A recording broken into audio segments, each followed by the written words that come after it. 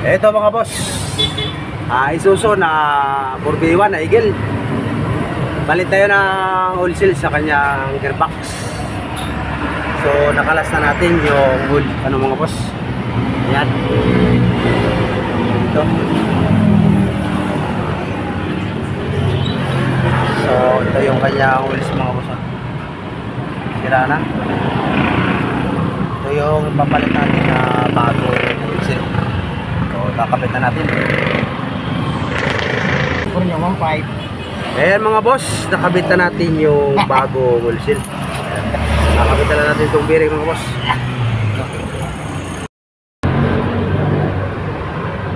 Ito mga boss.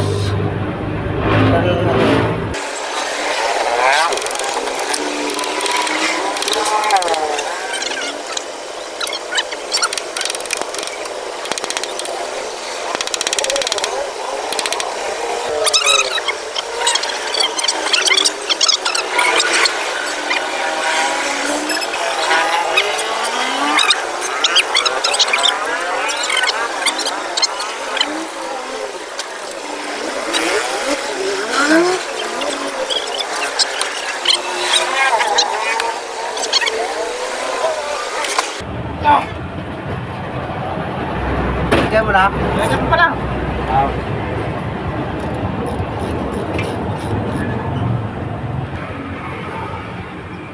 So ayan mga boss, nagpita na natin yung bolt.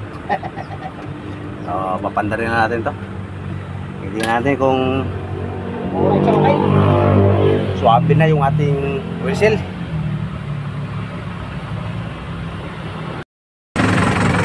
So ayan mga boss, umandar na. Ipipitin natin yung manubela. Tingnan natin kung hindi na nakulog. Swabe na oh. Wala nang tagas yung ating oil seal sa gearbox dito sa rotary. Kakaw ah.